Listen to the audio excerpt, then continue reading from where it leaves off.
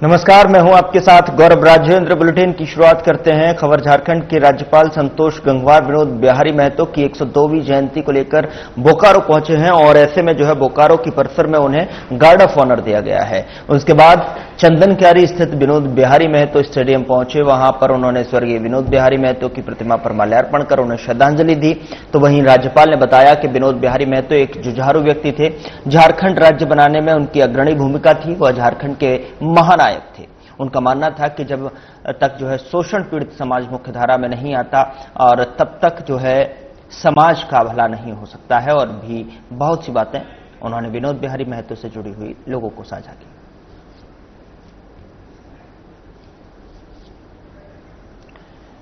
तो बोकारो के परिसर में उन्हें गार्ड ऑफ ऑनर दिया गया। तस्वीरें बोकारो से हैं, जहां पर आप देख सकते हैं कि किस तरीके से जो है राज्यपाल संतोष गंगवार को जो है गार्ड ऑफ ऑनर दिया गया है। और विनोद बिहारी महतो की 102वीं जयंती के अवसर पर जो है उनको बोकारो में जो है पहुंचे थे और उस सिलसिले में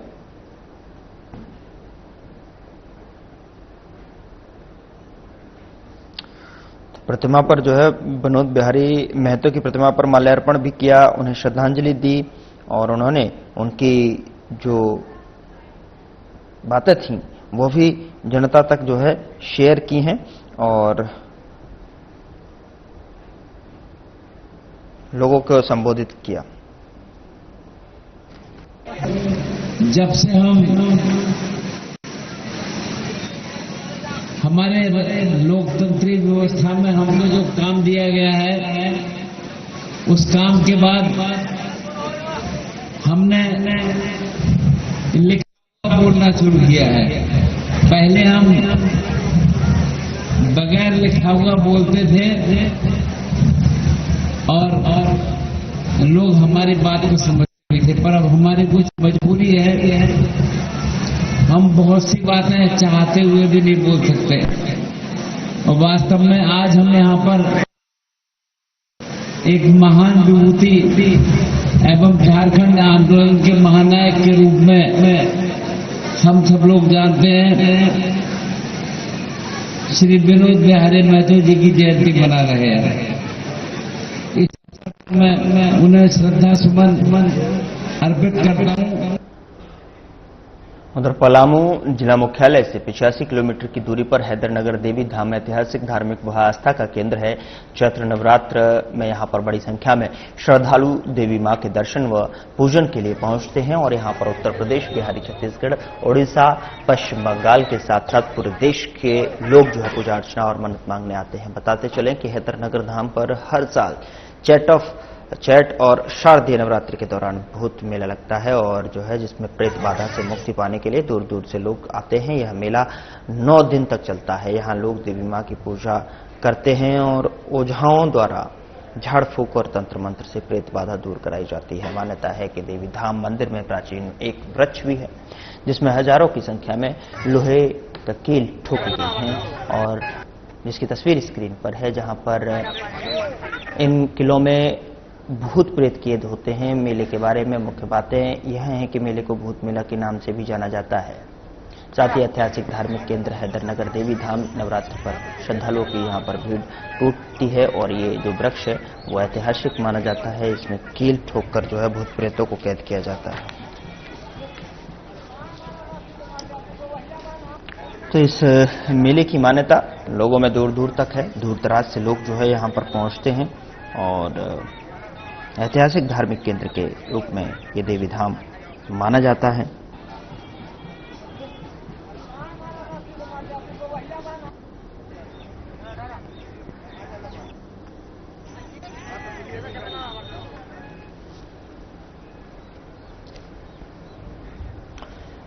उधर धनबाद जिला प्रशासन ने दुर्गा पूजा को लेकर सुरक्षा व्यवस्था को सुदृढ़ बनाने के उद्देश्य से जिले की सभी पूजा समितियों को 25 बिंदुओं वाले दिशा निर्देशों का पालन करने का निर्देश दिया है।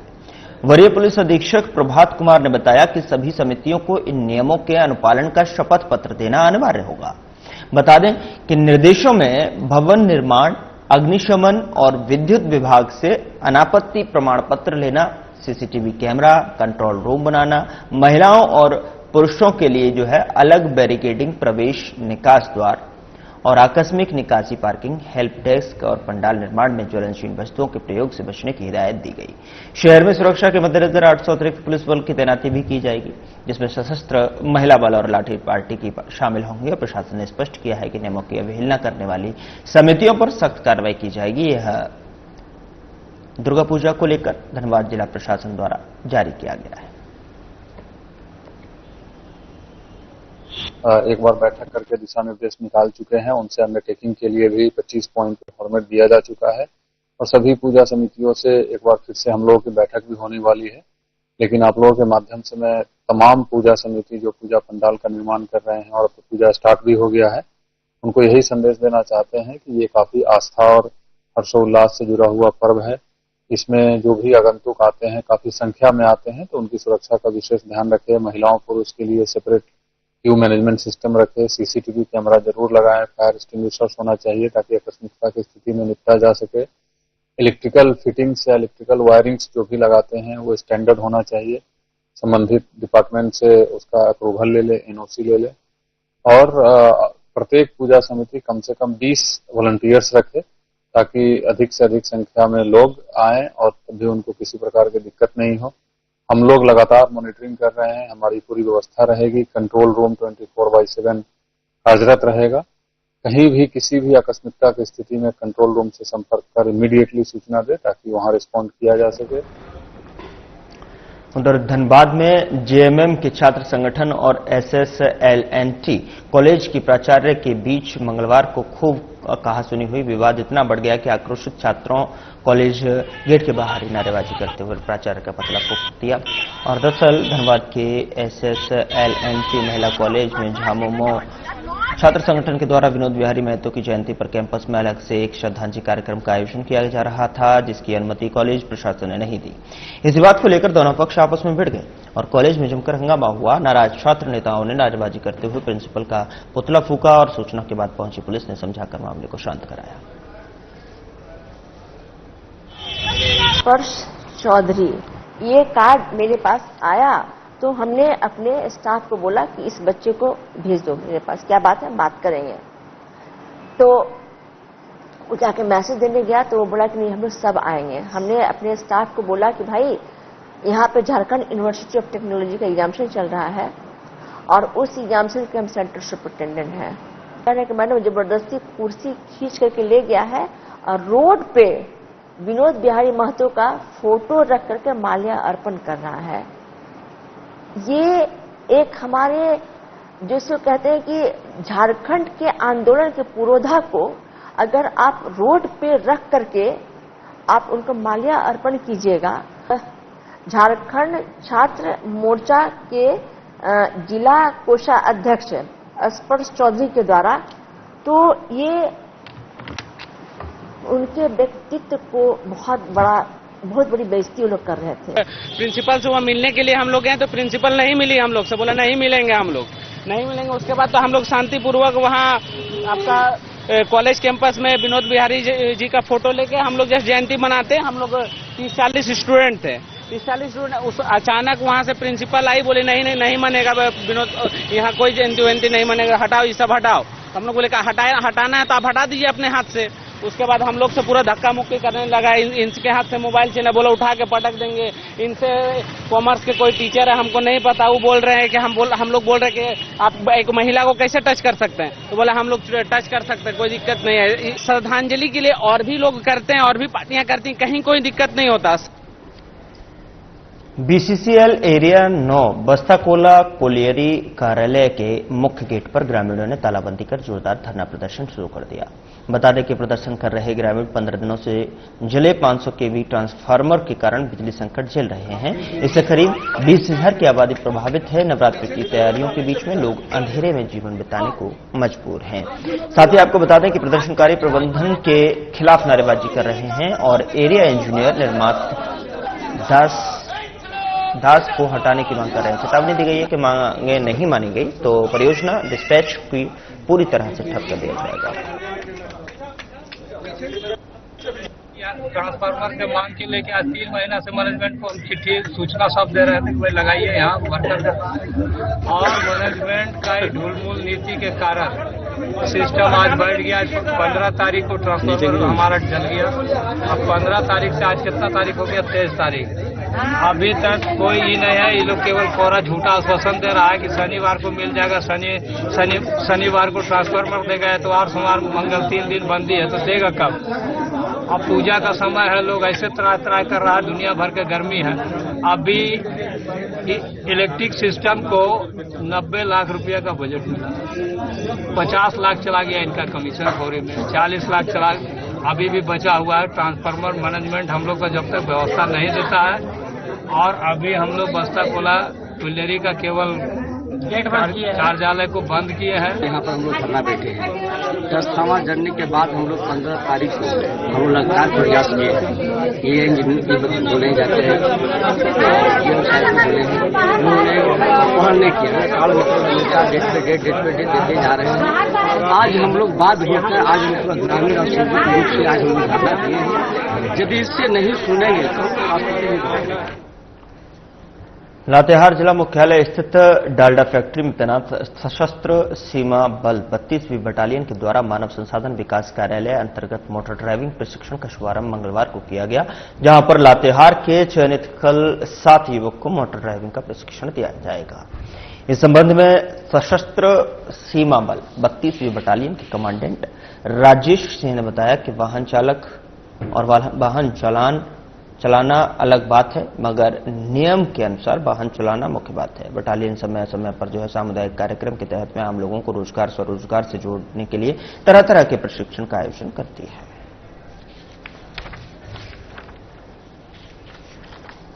मानव संसाधन विकास कार्यक्रम आयोजित किया गया, जो कि जिसमें मोटर ड्राइविंग प्रशिक्षण का भी शुभारंभ किया गया है,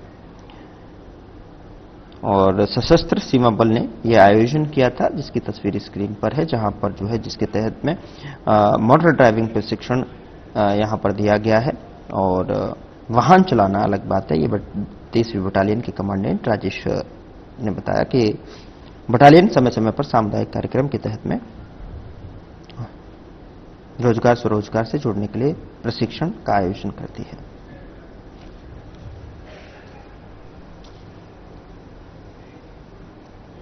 हजारीबाग के कटकमदाग प्रखंड अंतर्गत सलगामा पंचायत के ग्राम लुटा स्थित आंगनबाड़ी केंद्र को प्रधानमंत्री खनिज क्षेत्र कल्याण योजना के तहत में डीएमएफटी मद से मॉडल आंगनबाड़ी केंद्र बनाया जा रहा है। हालांकि भवन की जर्जर स्थिति को दरकिनार किया और केवल रंग रोगन कर इसे आकर्षक रूप दिया गया है। सहिया सहायिका ने बताया कि उन्होंने जर्जर भवन में कार्य से मना किया था, पर मरम्मती के लिए फंड नहीं होने की बात कहकर केवल पेंटिंग कराई गई। भवन की खराब स्थिति से बच्चों की सुरक्षा पर सवाल उठ रहे हैं।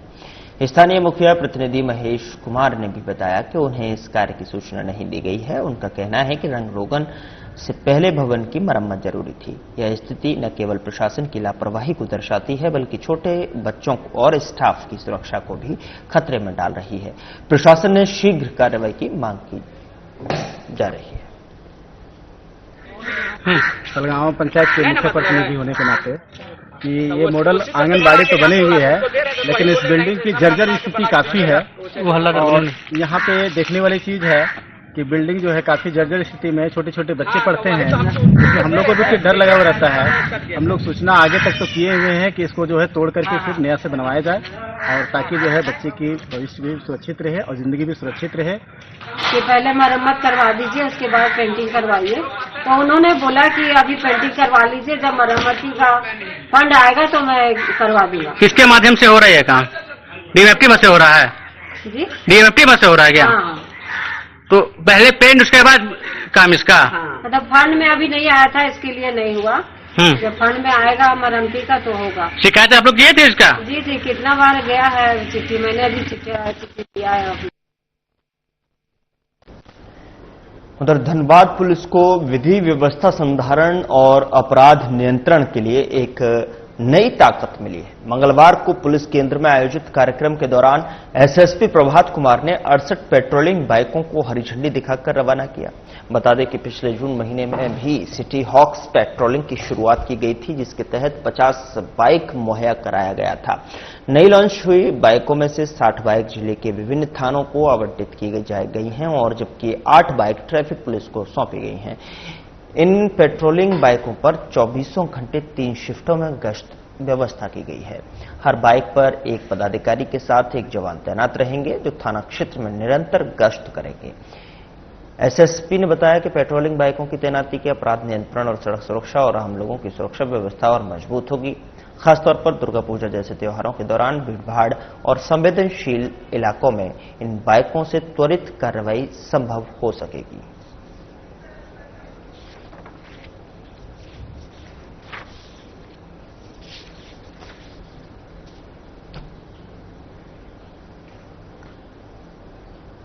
कोडरमा जिला के मरकच्चो में एक शिक्षक द्वारा छात्रों से छेड़छाड़ का मामला सामने आया है। यह घटना दरदाही स्थित उत्क्रमित उच्च विद्यालय योगीडीह की है, जहां पर छात्रों ने अपने पिता को 18 सितंबर को इस घटना की जानकारी दी। वहीं मंगलवार को छात्रा के पिता ने स्कूल में शिकायत की। इसके बाद गांव के लोग बड़ी संख्या में स्कूल पहुंचे और आक्रोशित लोगों ने शिक्षक के साथ मारपीट की, जिसका वीडियो सोशल मीडिया पर तेजी से वायरल हो रहा है। हालांकि वीडियो की पुष्टि साधना प्लस न्यूज नहीं करता।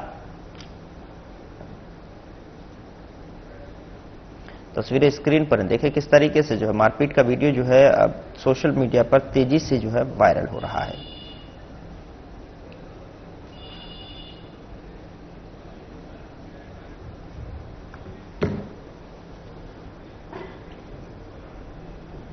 उधर जिले के बोरियो थाना क्षेत्र अंतर्गत बोरियो साहिबगंज मुख्य मार्ग के खिजुरिया पुल समीप मोड़ में बुधवार सुबह बाइक दुर्घटना के 3 लोग गंभीर रूप से घायल हो गए। जानकारी के मुताबिक बाइक सवार बोरियो थाना क्षेत्र के गुटबीड़ा निवासी 22 वर्षीय रेंटा टुडू, छोटेलाल टुडू, हरिन्नचरा निवासी मोटका मुर्मू तीनों एक बाइक पर संख्या सवार थे और बोरियो से साहिबगंज की ओर जा रहे थे। उसी दौरान बांझी पीछे से आ रही अज्ञात हाइवा ने जोरदार धक्का मार दिया, मौके से फरार हो गए। घटना में तीनों युवकों के दाएं पैर और हाथ में गंभीर चोटें आई हैं। घटना की सूचना पुलिस को मिलते ही एएसआई विराम मरांडी दल बल के साथ में घटनास्थल पहुंचकर तीनों घायलों को ग्रामीण की मदद से इलाज के लिए साहिबगंज सदर अस्पताल में भर्ती कराया। बताया जा रहा है कि तीनों बाइक सवार युवक साहिबगंज कोर्ट परिसर में बने भवन में पेंट का काम करने जा रहे थे। इधर पुलिस दुर्घटनाग्रस्त बाइक को कब्जे में लेकर मामले की छानबीन कर रही है।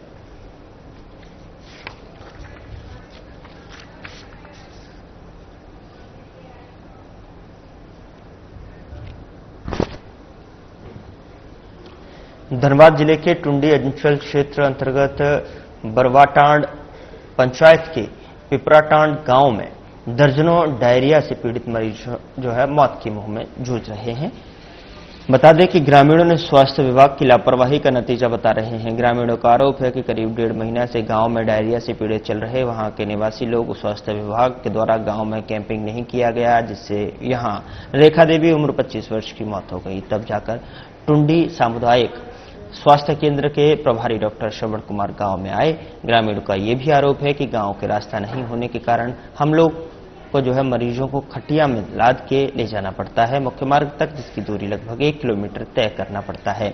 ग्रामीणों ने जनप्रतिनिधियों पर लगाए गए गंभीर आरोप। ग्रामीण कह रहे हैं कि सांसद विधायक सबको जानकारी है, हमारे यहाँ की वास्तु स्थिति से लेकर सिर्फ लेकिन इस गांव में फोटो खिंचवाने आते हैं, पर एक उप स्वास्थ्य केंद्र भी बना है, लेकिन कभी उप स्वास्थ्य केंद्र का संचालन नहीं हुआ है। जहां आज अंचल अधिकारी सुरेश प्रसाद वर्णवाल पहुंचे और स्वास्थ्य विभाग को निर्देश दिए कि यहां कैंपिंग किया जाए। लोगों से अनुरोध किए कि सभी गर्म पानी पिएं, कुछ भी असुविधा लगे तुरंत स्वास्थ्य विभाग से संपर्क करें। 1 महीना पहले से लूज मौसम डायरिया हुआ है। 1 महीना हो गया, अभी तक स्वास्थ्य विभाग से या क्या बोले रोड से मतलब किसी तरह से हम लोग का सहायता नहीं मिला है।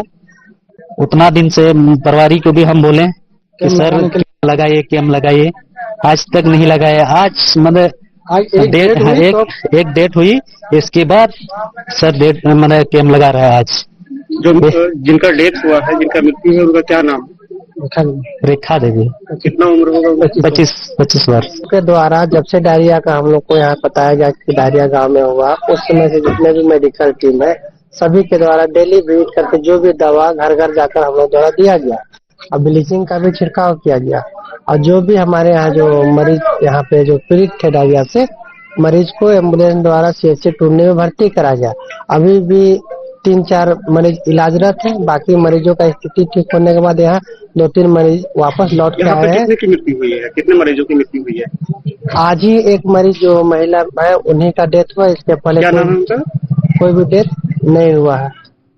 मरीज का नाम तो अभी हम मतलब क्या बोलते हैं नहीं बता पाएंगे। ये भी बता रहे हैं कि टुंडी जब स्वास्थ्य केंद्र में भर्ती कराया जाता है तो दवा मुहैया नहीं करवाया जाता। दवा वहाँ प्रचुर मात्रा में है, किसी भी तरह का कोई भी दवा का प्रॉब्लम नहीं आई। नेता तो कुछ नहीं सुन रहा है। रोड की स्थिति बहुत खराब है, 20 साल से इस तरह जर्जर हालत में है।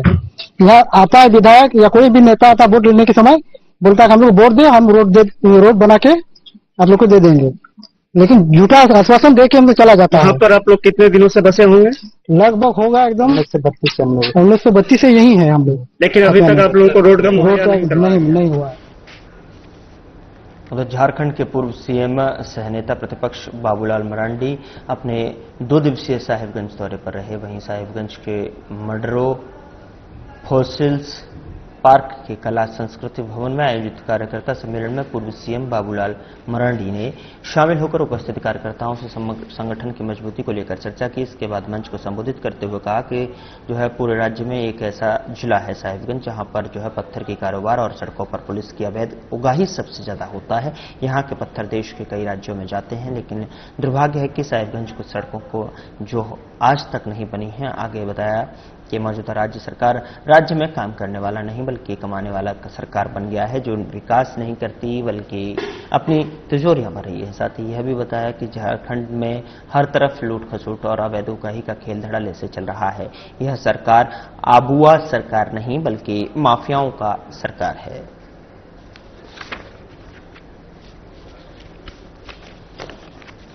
तो सरकार पर वसूली करने का आरोप लगाया गया है और यह आरोप जो है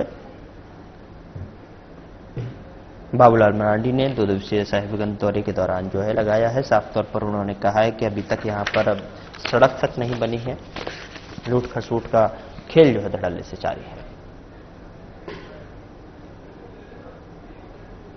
फिलहाल बुलेटिन में इतना ही। नमस्कार।